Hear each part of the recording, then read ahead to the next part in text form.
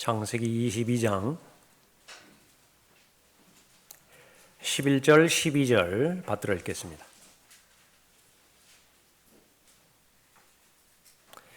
주의 천사가 하늘에서 그를 불러 말하기를 아브라함아 아브라함아 하니 그가 말하기를 내가 여기 있나이다 하더라. 그가 말하기를 내 손을 아이에게 대지 말고 아무 일도 그에게 하지 말라. 내가 내 아들 내 독자라도 내게 아끼지 아니하였으니 나는 이제 내가 하나님을 두려워하는 줄을 아노라 하더라. 기도하겠습니다. 베풀어 주시는 하나님의 귀한 은혜에 감사를 드립니다. 아름다운 손길들과 그 마음들로 인해서 감사를 드립니다. 지속적으로 주님을 높여드리는 입술의 찬양들로 인해서 또한 감사를 드립니다. 지속적으로 하나님의 말씀에 올바로 반응하여 하나님을 섬기고 또 하나님과 동행하며 맡겨주신 일들을 잘 감당하겠노라. 주님 앞에 결심을 하고 좋은 결정을 드리는 그 귀한 마음들로 인해서 또한 감사를 드립니다. 그런 마음들을 주님께서 알고 계시오니 가장 적합한 말씀으로 하나님의 말씀을 선포해 주실 때에 성령 하나님께서 귀히 역사해 주십시오. 말씀으로 인한 성령의 아름다운 결실의 열매 맺을 수 있도록 복 주시길 원합니다. 삶의 문제들, 모든 문제들이 해결될 수 있도록 인도해 주십시오. 모든 기도의 제목들 연락해 주시고 또 그 모든 일들이 합력하여 선을 이룰 수 있도록 주관해 주시기를 간구를 드립니다. 선포자는 말씀에 기름 부어 주십시오. 악의 세력이 이 시간 공격하지 못하도록 보호해 주십시오. 주 예수 그리스도 이름으로 기도드렸습니다. 아멘. 자, 하나님을 두려워한다는 뜻은 이라고 하는 제목으로 말씀드리겠습니다. 오늘 12절에 나와 있죠. 그러니까 나는 이제 내가 하나님을 두려워하는 줄을 아노라. 하나님의 말씀 가운데서 또 하나님의 말씀을 두려워한다라고 하는 것이 어떤 의미인지 본문 말씀을 통해서 살펴보도록 하죠. 하나님께서는 진리의 하나님이시지요. 성경의 이름 가운데 하나가 진리의 성경입니다. 예수님의 이름 가운데 하나가 또 진리이지요. 신실과 또 진실이신 분이시기도 합니다. 예수님의 이름이. 그래서 그 진리를 대변하는 다른 말이 또 말씀이기도 하죠. 예수님께서는 말씀 자체이십니다. 하나님께서는 진리이고 또 지혜이신 지식인 말씀으로 일을 하십니다. 태초에 하나님께서 하늘과 땅을 창조하셨는데 그것은 말씀으로 또 창조를 하셨고요. 그 역사는 지금까지도 계속 이루어집니다. 하나님의 일 가운데 하나는 죄를 없애는 일이고 마귀의 일들을 멸망시키는 일입니다. 또 죽음을 두려워함으로 인해서 평생을 노예로 속박되어 있는 자들을 놓아주시고 해방시켜 주시는 일이에요. 그것이 인생의 삶의 본질이죠. 그러니까 그것은 지혜로만 가능합니다. 진리로만 가능하고 지식으로만 가능한 것입니다. 그래서 요한복음 8장 32절에서 유대인들에게 예수님께서 말씀하셨죠. 너희들이 내 안에 거하고 내 말에 거할 때에 그 결과 하나님께 주시는 보장은 참된 자유를 얻고 그 자유 가운데서 행할 것이라고 말씀하셨습니다. 진리가 자유롭게 해주는 것입니다. 그런데 이 진리를 어떻게 하면, 지혜와 지식을 어떻게 하면 나의 것으로 소유할 수 있는 것이냐? 하나님께서는 하나만 말씀하십니다. 하나님을 두려워하는 것을 배우면 된다고 말씀하십니다. 여러 번에 걸쳐서 말씀하십니다. 보라, 주를 두려워함이 곧 지혜요 악에서 떠나는 것이 명철이니라. 욥기 28장 28절 말씀이고요. 주를 두려워함이 지혜의 시작이라. 어떻게 하면 예수 그리스도를 잘 알 수 있는 것인가? 하나님을 두려워함이 시작이에요. 죄를 무서워해야 되고요. 심판과 지옥의 형벌에 대한 그에 관련된 말씀, 그것이 두려워야 돼요. 그러면 하나님을 알 수 있다라고 말씀하십니다. 주를 두려워하는 것이 지혜의 시작이요 거룩한 이에 대한 지식은 명철이니라. 잠언 9장 10절 말씀입니다. 분명히 하나님의 말씀 가운데서 하나님을 두려워하는 것, 그것이 너무 중요하기에 강조되고 강조되었는데, 그래서 이 똑같은 진리의 말씀이 신약에서도 그 정도가 낮추어지지 않고 정상적인 그리스도인의 삶을 살기 위해서는 역시 마찬가지로 하나님을 두려워할 줄 알아야 된다고, 주 앞에서 떨 줄을 알아야 된다고 계속해서 말씀하십니다. 그래서 예수 그리스도의 보혈을 신뢰함으로 인해서 구원받은 하나님의 자녀가 계속해서 진리와 동행하고 또 진리의 지식에 이르기 위해서는 두려움과 떨림 가운데서 마땅히 이루어야 되는 구원을 이루어야 된다라고 빌립보서 2장 12절에서 말씀하시죠. 그런데 이 부분들을 이 마귀의 계략에 넘어간 많은 설교자들, 또 성경 교사들, 또 기독교 그 신학과 관련된 지식인들이요, 그 영향력을 낮춰 버리는 것입니다. 그래서 이것을 하나님을 경외한다라고 하는 말로 그 수준을 낮춰 버렸습니다. 그래서 주를 두려워한다라고 하는 말은 경건한 경외심이 결코 아니에요. 그것은 두 가지가 다 다른 부분입니다. 경건이라고 하는 것은 악을 미워하는 것이 거기에 포함되어 있습니다. 물론 그래서 경건이라고 하는 말 안에는 하나님을 신뢰한다라고 하는 말이 포함되어 있기도 합니다. 그러나 이 두려워한다라고 하는 말, 그것은 해석할 필요가 없어요. 그냥 무서운 거예요. 두려운 겁니다. 문자 그대로. 그래서 하나님 앞에서 무서워하고 하나님 앞에서 두려워 떤다라고 하는 말이에요.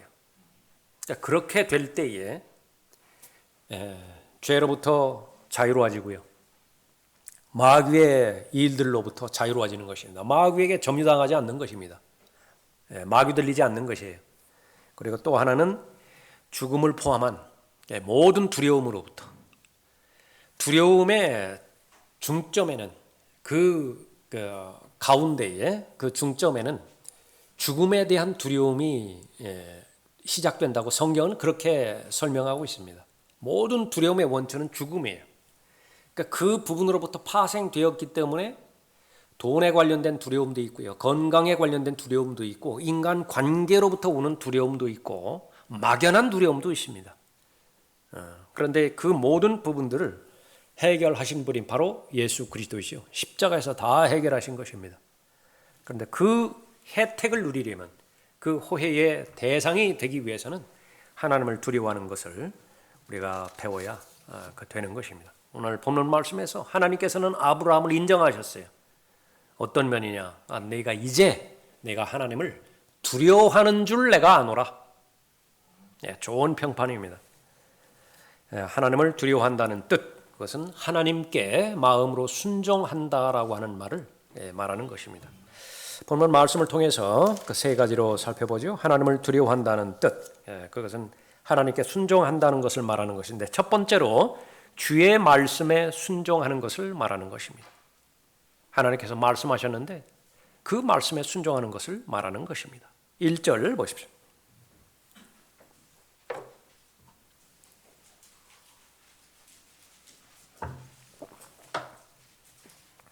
이 일들 후에 하나님께서 아브라함을 시험하시며 그에게 말씀하시기를, 아브라함아 하시니 그가 말하기를 보소서 내가 여기 있나이다 하더라. 하나님께서 아브라함을 지명하시면서 부르셨습니다. 못 들은 채 하지 않고요, 뒤돌아서 도망가지 않고 그 하나님의 말씀을 알아들은 상태에서 즉각적으로 하나님 앞에 반응했습니다. 여기 있습니다. 제가 여기 있습니다.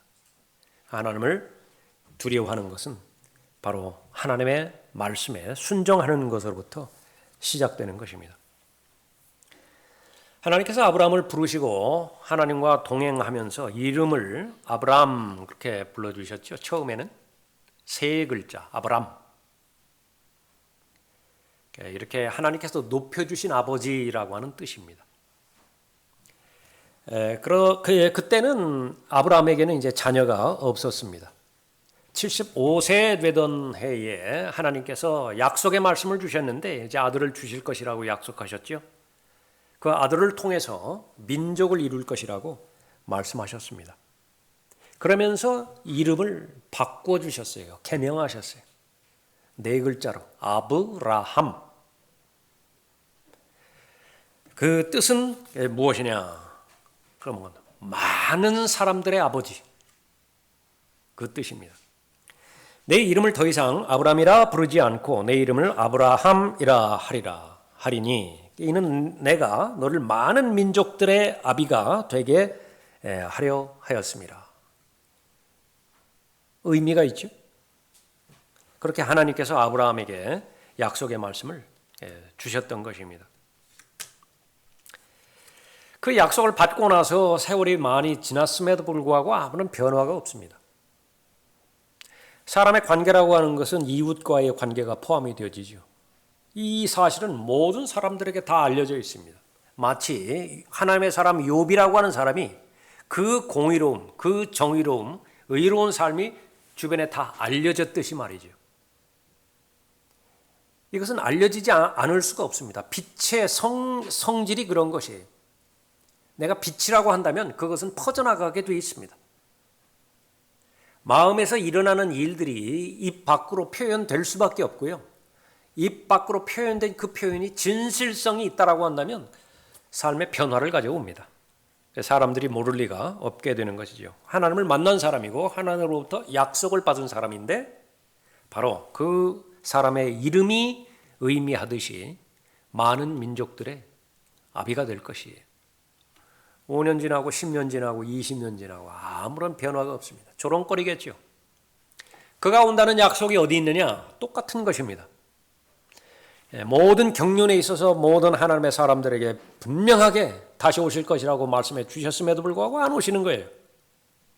그럴 때에 그것은 조롱거리인데요.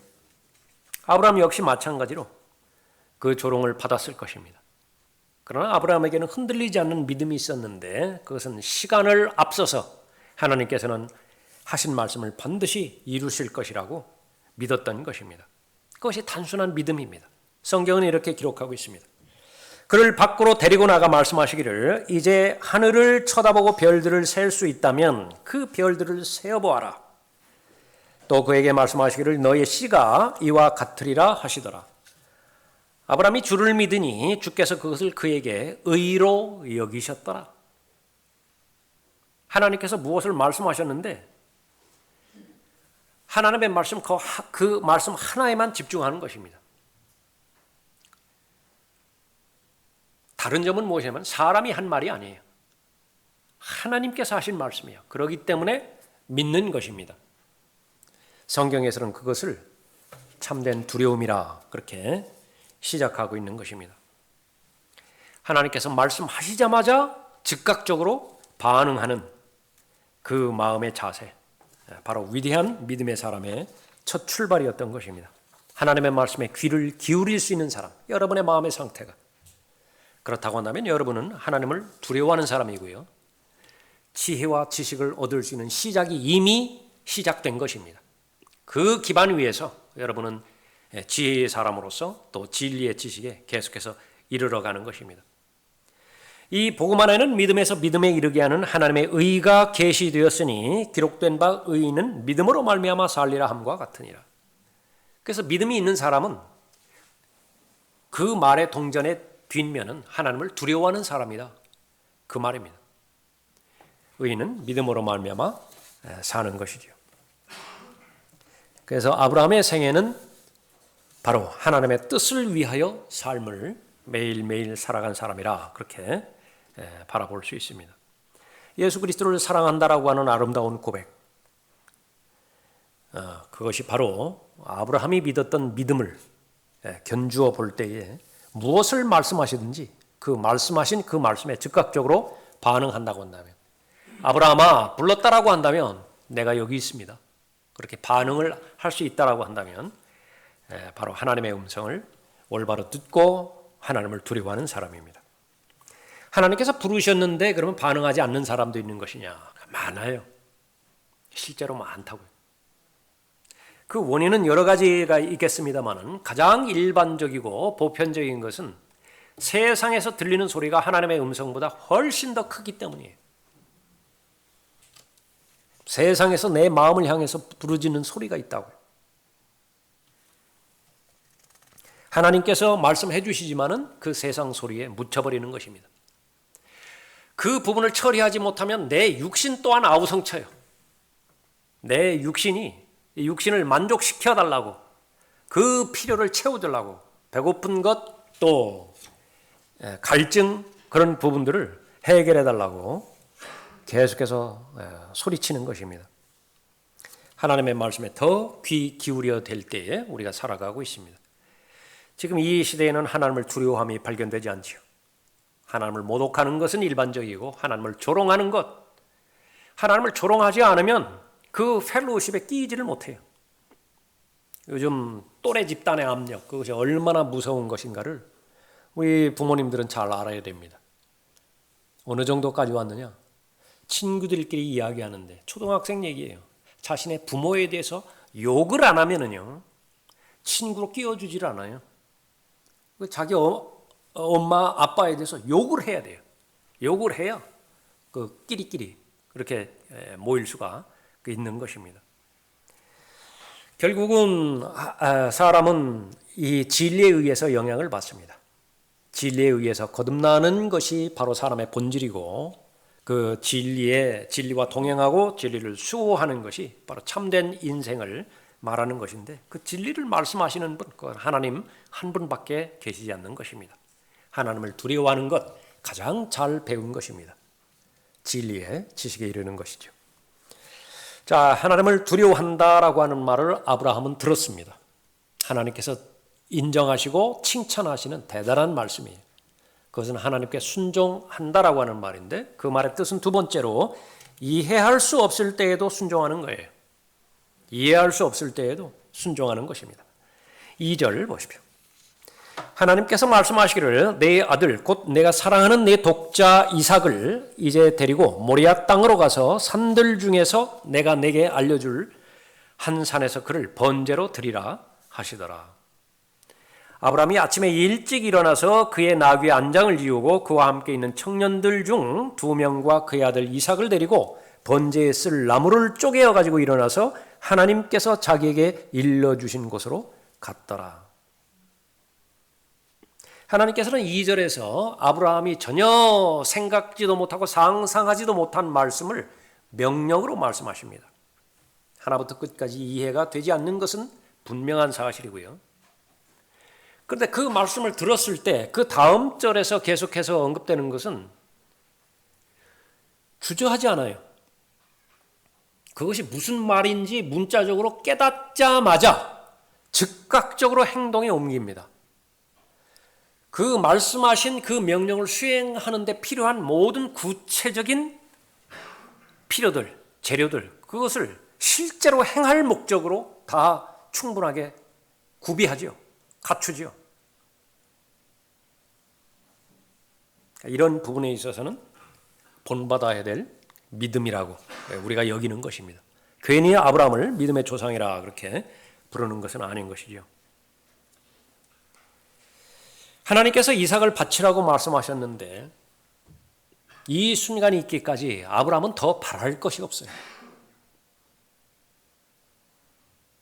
소원이 있다라고 한다면 하나만 기도하라고 내가 응답해 줄 것이라고 하는데 아브라함의 대답은요. 그거 듣자마자 없습니다. 그것이 아브라함의 상태예요.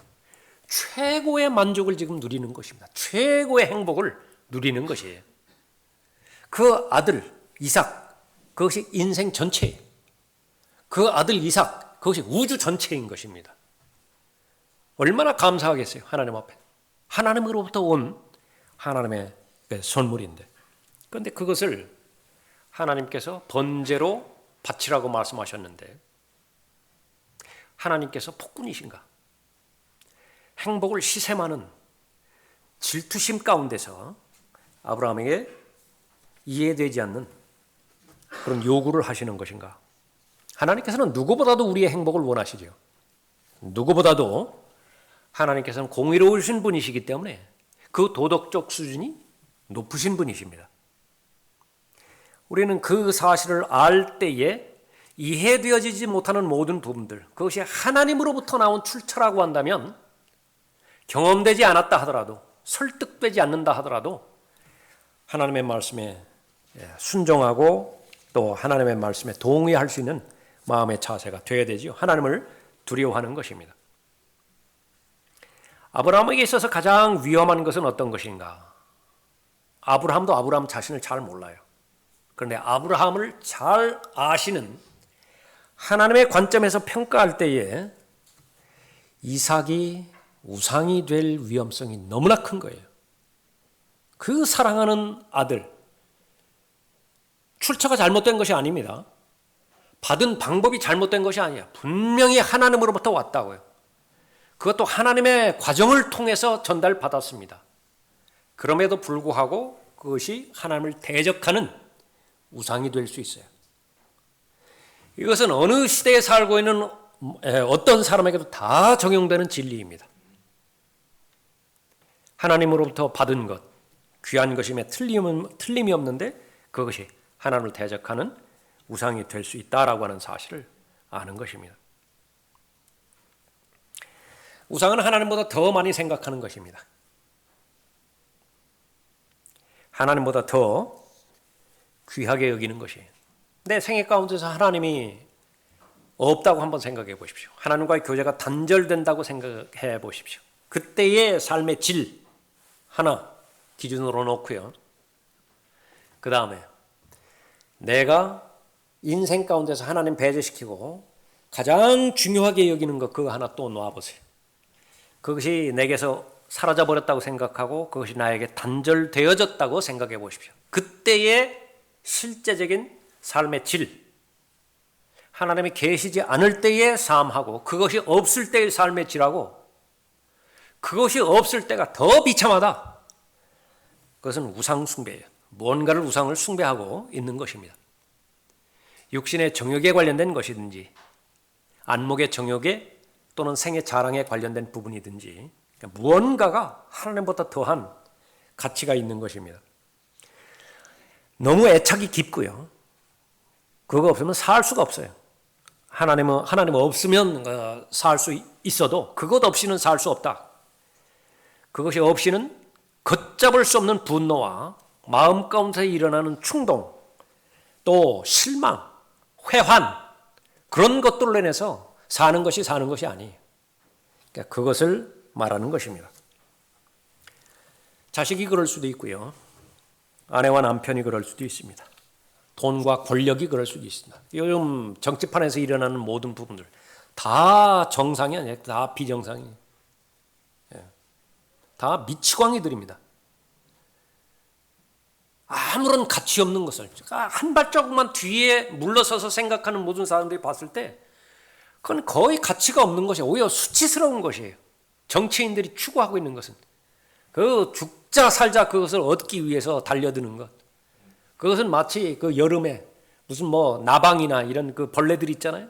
그 불 켜진 거기에 계산하지도 않고 그쪽으로 치달아 돌려가지고 불 태워버리는 것. 탁탁탁 타버리잖아요. 없어져 버려요. 우상은 그런 것입니다. 무슨 인기 연예인들 인기가 떨어졌는 것을 감지했을 때 견디지를 못하죠. 극단적으로 결정해버리고 마는 것입니다. 이 가운데 하나가요. 사역자들이 있어요. 교묘하게 감추고 있어서요. 그렇죠. 무엇을 어떻게 감추어서 옷을 갈아입는 것이냐. 하나님의 부르심. 여기 아브라함 부르잖아요. 아브라함아. 이사야 6장에서는 소명이라고 말을 합니다. 하나님께서 하나님의 사람에게 일을 맡기죠. 그것은 너무나 귀한 것입니다. 하나님의 부르심이 있어야 되고 또 하나님께서 공급해 주시는 하나님의 능력이 있어야 되고 그것을 지속적으로 행할 수 있는 열정이 있어야 되죠. 그래야 하나님의 일은 하나님의 사람을 통해서 수행될 수 있기 때문에 그런 것입니다. 그런데 속에 감추어진 야망이요, 욕망을 하나님께서 부르신 소망으로 바꿔버려요. 옷을 싹 갈아입습니다. 그리고 나서 헌신되었다라고 하는 사역자라고 또 회중에 좋은 평판을 경건하다라고 하는 학식이 있다라고 하는 그런 것들로 다 포장을 해서 하루하루 하나님이 아닌 살아계신 하나님이 아닌 unknown God 알지 못하는 신 그 위에다가 명패 하나 붙여놨다고요.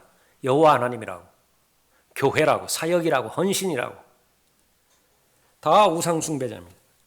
가장 사랑하는 대상이 우상이 될 수 있다는 사실을 배워야 돼요. 알아야 됩니다. 그래서 순간순간 내 마음을 성찰해야 됩니다.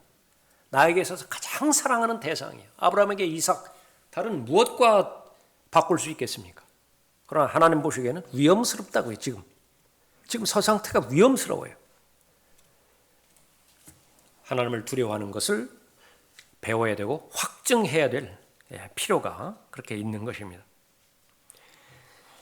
하나님과 우상을 동시에 섬길 수는 없습니다. 하나님께서는 둘 가운데 하나만을 선택하라고 요구하세요. 아브라함에게는요, 인정하기는 쉽지 않겠지만 하나님의 판단으로 봤을 때는 한편의 하나님이고 한편의 아들이에요. 이삭이에요. 둘 가운데 하나 선택하라고 이렇게 이야기해요. 둘 다 섬기고 싶거든요. 그것이 불가능해요. 하나님 보시기엔 불가능. 하나만 섬겨야 돼요. 하나만. 그것이 그리스도 안에서의 피조된 새로운 피조물의 본성인 것입니다. 우상을 선택할 것이냐? 하나님을 선택할 것이냐? 이때에 하나님을 두려워함을 배워야 단호한 결정을 할 수 있습니다. 지지부진하게 끌지 않고요. 계속해서 시간만 끌지 않고 단호하게, 때로는 과격해 보이고 때로는 단호하게 보이는 그런 결단을 취할 수가 있는 것입니다. 여러분들 남편과 아내가 되었을 때에 아주 아내에 대해서 잘 섬기고 잘 보호해야 될 것은요, 아내가 임신했을 때입니다. 그때는 특별하게 이렇게 당기는 음식이 있는데 그때의 그 요구를 맞춰주지 못하면 평생 갑니다.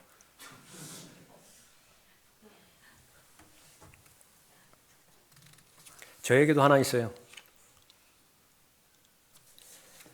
돌솥 비빔밥. 그 흔하디 흔한 돌솥 비빔밥을 마침 그때 왜 공급해 주지 못했는지 저는 기억이 없어요. 평생 갑니다. 뭐 어쩔 수 없어요. 받아들여야 됩니다. 또 하나 불만은 사역에 대해서 상의하지 않았다라고 하는 부분입니다. 왜 하나님의 일을 하는데 아내하고 상의하지 않고 일방적으로 통보식으로 그렇게 하였는가? 첫 번째 사건에 대해서는 제가 100번 후회를 합니다. 그때로 돌아가면 정말로 계속해서 아침, 점심, 저녁 다 대줄 것 같아요. 그러나 두 번째에 대해서는 절대로 후회하지 않습니다. 그것은 제가 잘한 것이에요. 그러니까 상의의 대상이 아닙니다. 하나님께서 부르셨을 때 그건 단호하게 결정을 해야 되고 과격하게 보인다 싶어야 할 정도로 결정을 해야 되고, 한 걸음 뒤로 물러서서 한다라고 한다면 그 다음에 생각해야 될 것이 한두 가지가 아니에요. 그때 결정하지 않으면 하나님 앞에서 올바른 결정을 할 수가 없는 것입니다. 아브라함의 입장에 있어서는 노년 생활의 기쁨, 이삭이었는데 그것은 잠재적 우상이었습니다.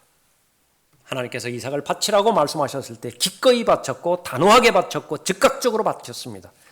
하나님께서 이삭을 보호하신 거예요. 아브라함을 보호하신 것입니다. 만일 그때에 아브라함이 이 부분에서 실패했을 때는요, 아브라함의 이름 가운데 하나는 날아갈 것이에요. 믿음의 조상이라고 하는 이름은 절대로 붙여지지 못합니다.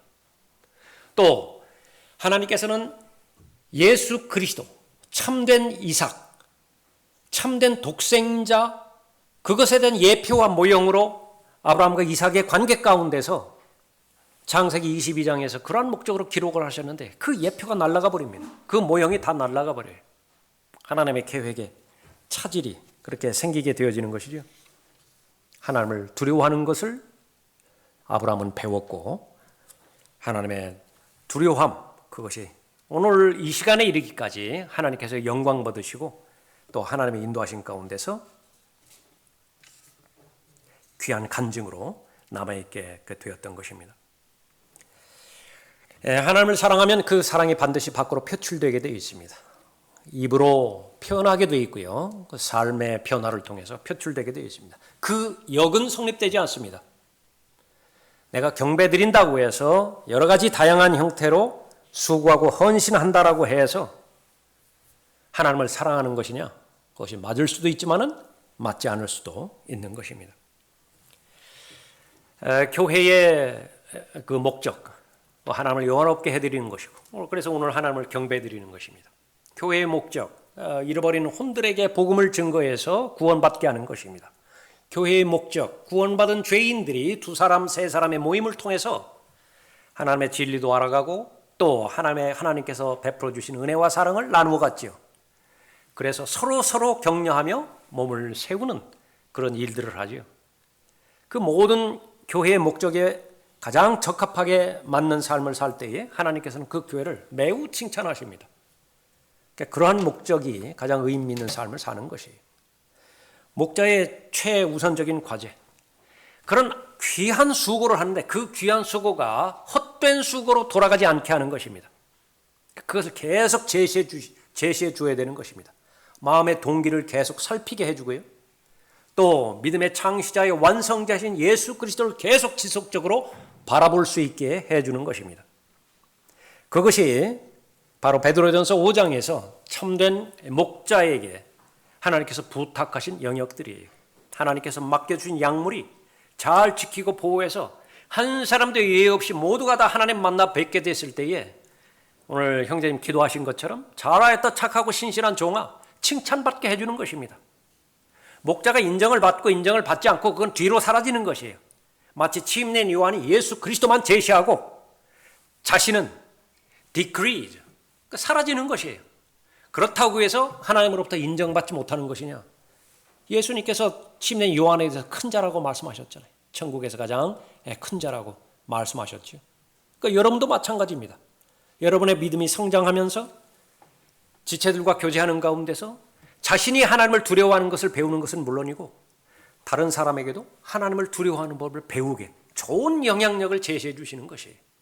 그러므로 말미암아서 하나님 앞에 경배드리든 하나님 앞에 헌금을 하든 또 오늘 이렇게 침례 받을 수 있도록 모든 요건들 잘 구비시켜 주었죠. 오늘 최적의 장소에서 여러분 교제하시죠. 그러니까 그런 수고들, 그런 모든 수고들이 헛되지 않도록 하나님과 관계없는 수고로 그치는 수고도 많지만은 절대로 그래 돼서는 안 되는 것이 안타깝죠. 그러니까 그렇게 하나님의 은혜로 연결시킬 수 있도록 그렇게 해주는 것입니다. 누가 가능하죠? 하나님을 두려워하는 것을 배우면 돼요. 그 사람은 사람을 의식하지 않는 사람이고요. 또 사람을 도구로 사용하지 않는 사람입니다. 실제적으로 교회라고 하는 조직이 운영되는 데서 거의 대부분은 돈이면 됩니다. 돈으로 해결되지 못하는 것이 없어요. 필라델피아 교회 시대 때는 돈으로 해결할 수 없는 것이 많았어요. 은혜의 복음 증거하는 거, 복음을 통해서 혼들이 이겨오는 거, 구원받은 혼들이 은혜의 말씀으로 진리의 말씀으로 양육되는 거, 이거 돈으로 안 된다게. 돈만으로는 안 돼요. 돈도 필요하지만은. 그러나 라오디케아 교회 시대는 돈으로 안 되는 것이 없어요. 돈으로 모든 것을 다 할 수 있다게. 그 말은 거꾸로 말하면 성도가 하나님을 두려워하는 것을 배우든 말든 은혜를 사모하든 말든 돈만 잘 내면 돼요. 개인이 내는 돈에는 한계가 있겠죠. 그러니까 많은 사람이 와서 거기에 동역해주면 수월하다고요. 그러니까 그것만 있으면 돼요. 성경에서는 그런 사람을 목자라고 부르지도 않고 교회라고 부르지도 않습니다. 그러니까 사꾼이에요. 그러니까 우상목자예요. 하나님을 두려워하는 것이 왜 필요한 것이냐? 하나님을 두려워하는 것이 바로 하나님의 은혜와 직결되어지는 부분이기 때문에 그런 것입니다. 그러나 하나님의 은혜로 지금의 내가 되었고 또 내게 주신 그분의 은혜가 헛되지 아니하여 하나님을 두려워했다고요. 바울은 하나님을 두려워했습니다. 그래서 성도들에게도 두려움과 떨림 가운데서 구원을 이루라 권면했던 것이에요. 하나님의 은혜가 없이는 성장하지 못하니까, 하나님의 은혜가 없이는 남겨진 구원에 이르지 못하니까 그런 것이죠. 이삭 대신 수량이 죽었습니다. 그 수량은 예수 그리스도를 상징했죠. 그로부터 많은 시간이 지난 다음에 또 다른 아들이 나무에 매달려 죽었어요. 하나님께서는 아브라함의 독자 이삭은 살려주셨습니다. 독자는 살려주셨어요. 오전에도 살펴봤지만 거기까지가 이삭의 예표의 한계예요. 이삭은 죽지 않았다고요. 그런데 그 너머는 이제 예수 그리스도에게 직접적으로 연결된 부분이죠.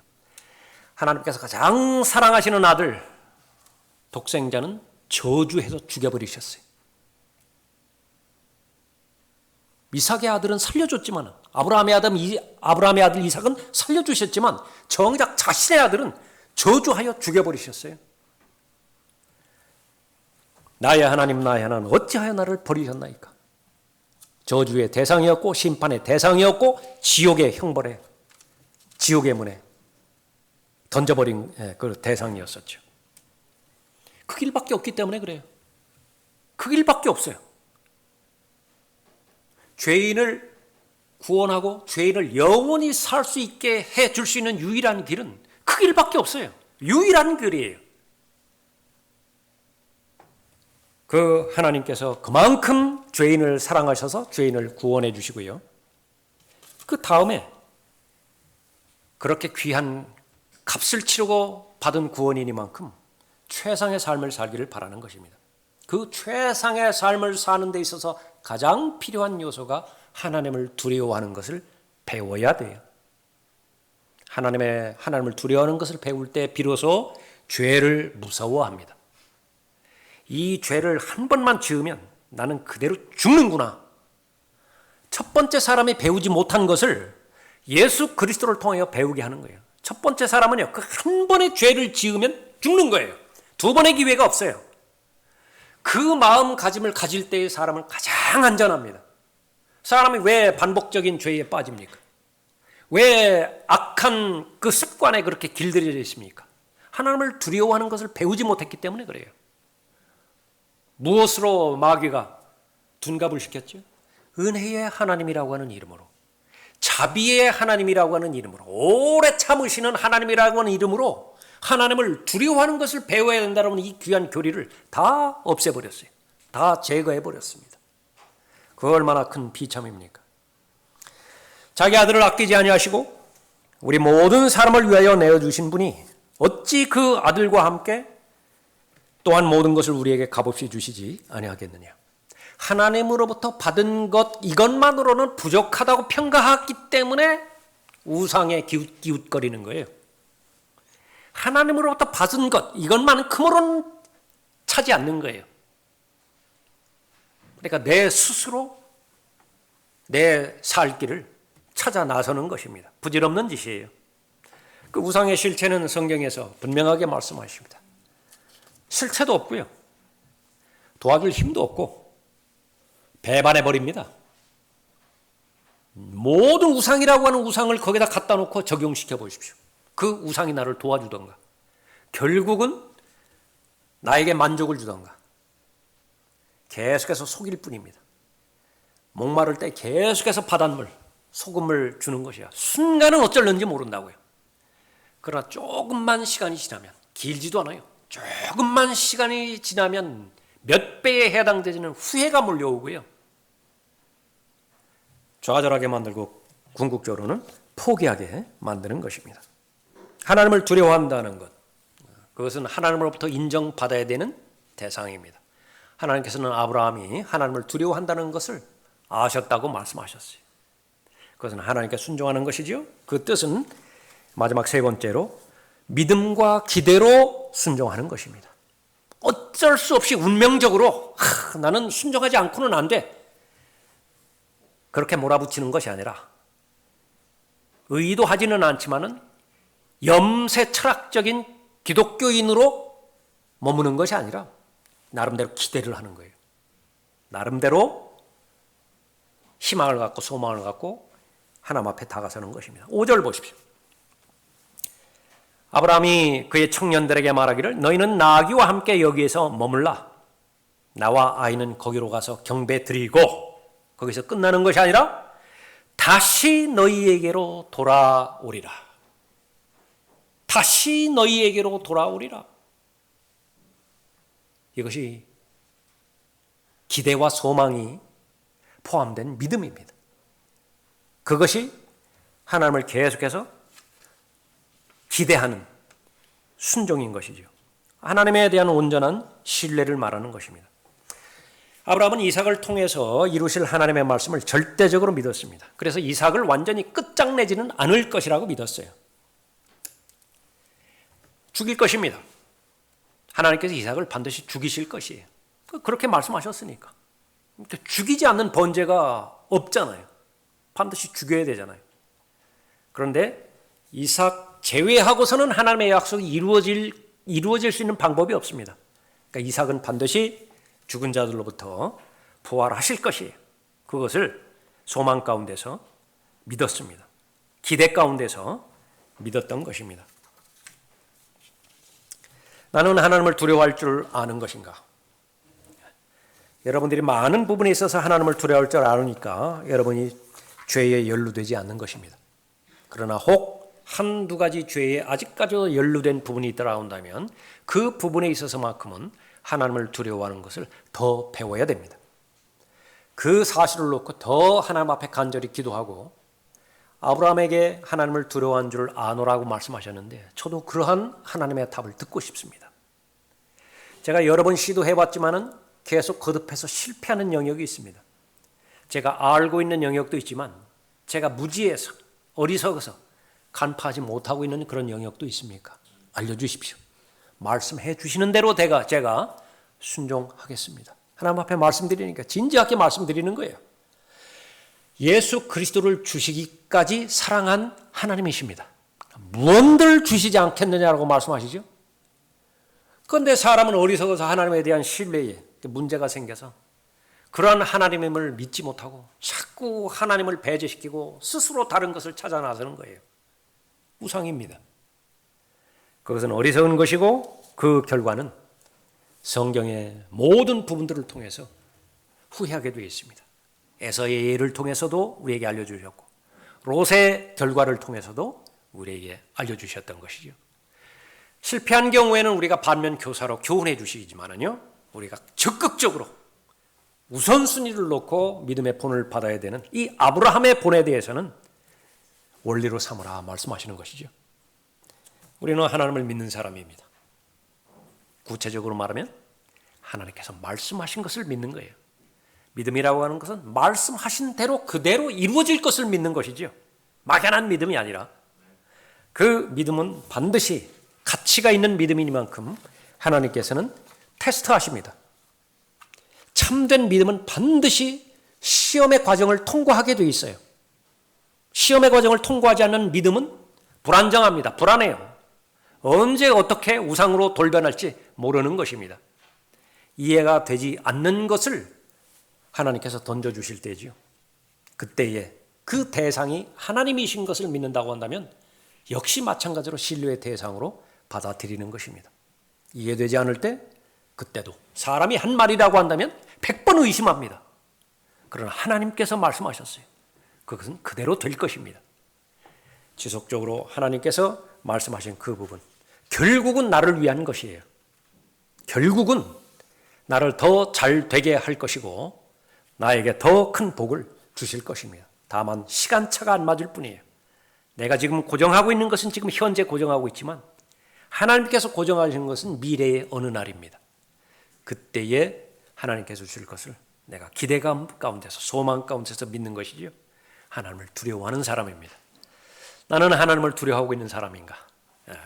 하나님 앞에 답변할 부분에 있어서는 감사드리시고요. 아직까지 나는 하나님을 두려워하는 사람인가? 이 부분에 있어서는 여전히 하나님을 두려워하는 법을 잘 배우지 못했다. 여러분의 기도 제목으로 가져가십시오. 그래서 계속해서 간절한 마음으로 기도하셔서 그 영역마저도 하나님의 은혜로 꽉 차도록 하나님의 능력으로 여러분의 삶을 인도해 주시도록 하나님 앞에 간구하십시오. 다 같이 일어나시겠습니다.